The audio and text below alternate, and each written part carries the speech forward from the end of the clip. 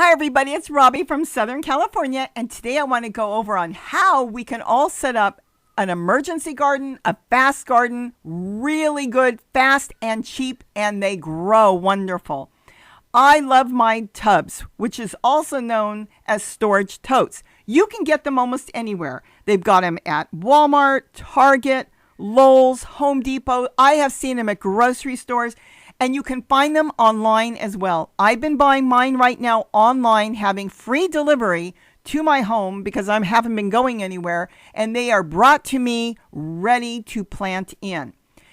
They're the best raised bed that you can actually set up. They will last you for many, many years, even out in the sun. When it has soil in it, the plastic will stay nice and soft, and you will have that raised bed going with all the vegetables you want to grow, and you can even dot it with flowers as well. The main thing is drainage. You will have to have drainage. All totes, all containers, anything you grow has to have drainage. You cannot allow it to fill with water, be it you watering it or the rain, because it will rot out your plants. Now, as far as making holes, I use a soldering iron, but you can also use a drill. Whatever it takes to make a hole, but you do want to make a hole. If you can get something in there like a scissors and cut a hole, that would be fine too, but you need to make holes. Now, where to put your holes? You can put your holes whatever will work best for your situation. You can put it on the very bottom, which will be great if you've got earthworms, if you're putting it on soil, because the earthworms will come to your container and they'll gravitate in and out of those holes. So that would be really good. Or you can put the holes 1 to 3 inches up from the bottom. So that would be 3 inches from the bottom up.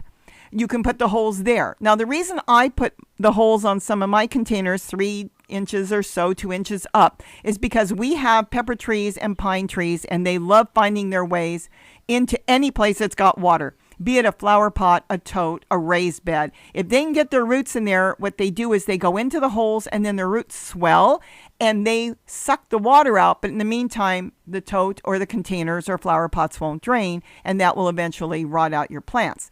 So when I put the holes up, they cannot get their roots in. So it works perfect for me. I can use the leaves falling from the trees as mulch for my gardens, but I don't have to worry about the trees invading my raised bed mini gardens in the totes.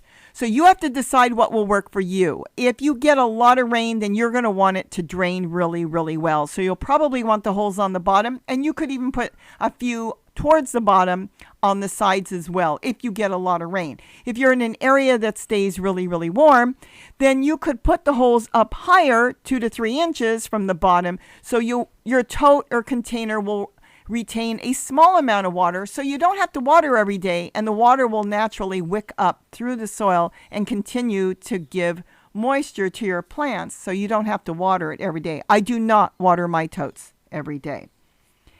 As far as what you can plant in there, you can plant all kinds of things, but the main thing is setting it up. Now, you all know, if you've watched me, I do not make compost piles and turn it. I compost in place. That's the only way I'm going to do it. It's easy, and let me tell you, it works great.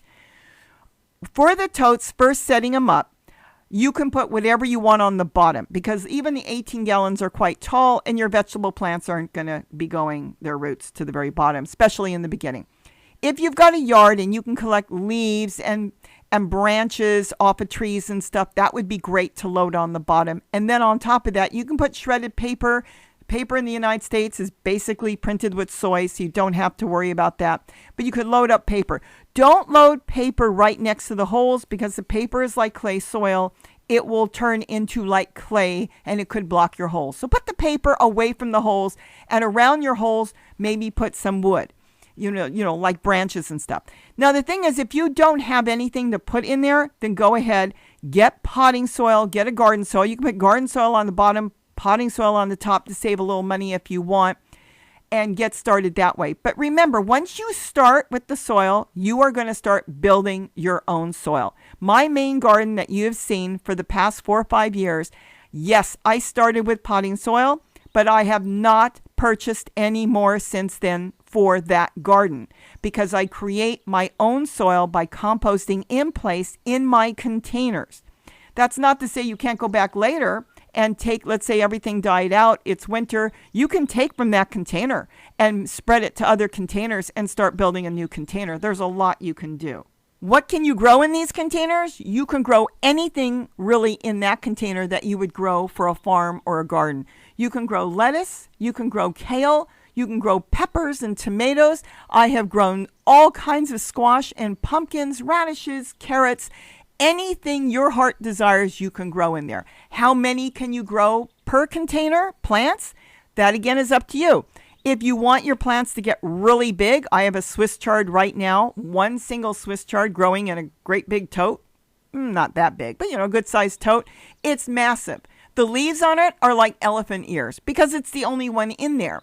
I have another container set up on a chair, which is really nice. You can set them up on the ground or on a chair, anywhere you want, the totes. That one has got multiple plants. It's growing Swiss chard in there, tomatoes, garlic chives, onion chives, stevia. Everything seems to be growing in there. I believe there's parsley and celery even coming up in that one. And because there's so much in one container, even though, I actually haven't composted in place in that for almost 2 months, it's still growing. They're still on the small side because they're all basically fighting for the nutrients. So they'll stay a little small. But you know what? I am still constantly harvesting out of there. So you set it up the way you want. I do believe that once you set up your first tote, you're going to be addicted and you'll be setting up a whole lot more totes. So for the quick setup, like I said, I'd put a bunch of branches on the bottom so the holes won't get blocked up. Then I would top it with leaves. If you've got leaves for around your garden, all kinds of leaves, you could use even grass trimmings if you can get grass trimmings. Vegetable leaves, if you're growing any vegetables, load that in there. Shredded paper, you can put a layer of that. And then kitchen scraps. You've got kitchen scraps, eggshells, banana peels, anything you've got, anything you would eat. I even threw cream cheese out there I found rotten in the back. You can put that in there and then a good layer of potting soil. And you are ready to plant. If your weather is not right to start planting outdoors yet, you can still start your plants inside or get ready and buy some. Still set these up now. So this way the microbes, the earthworms will all come to it and it will be ready when you're ready to plant. And remember, even if there's no plants in there, you must continue to take care of it as if there is plants in there because you want that soil to be alive. You want the microbes and the earthworms to come. And as far as earthworms, you can find some earthworms. You can always buy them, but you can find them if you've got any place with dirt, soil around your property.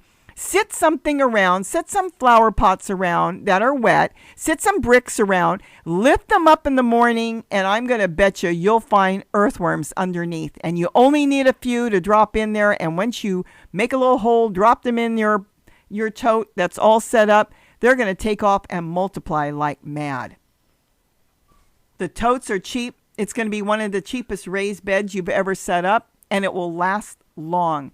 I've seen some people say cardboard. I will tell you cardboard will fall apart in a matter of within a week or two.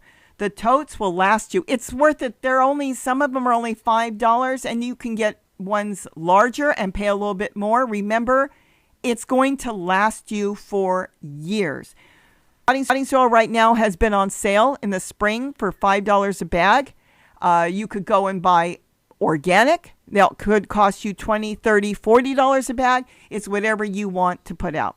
I do not put that much money out. I have been going with the other brand that some people don't care for. And I'm going to say, you know what? I use it once and that's fine because I am building my own soil. And that's why I said in that other video, what came first, the chicken or the egg? It doesn't matter. I was basically talking about soil. You have to have good soil to start your growing. And once you start and your plants start to grow and your leaves turn brown on the bottom because the plant naturally drops leaves, that's nature. You're going to push those leaves back into that soil and you're going to create your own plant food, your own beautiful garden environment, all from your own plants that you're growing in your beautiful tote raised bed. With that, have a wonderful day. Let's get growing and don't forget to eat what you grow. Bye-bye, everybody.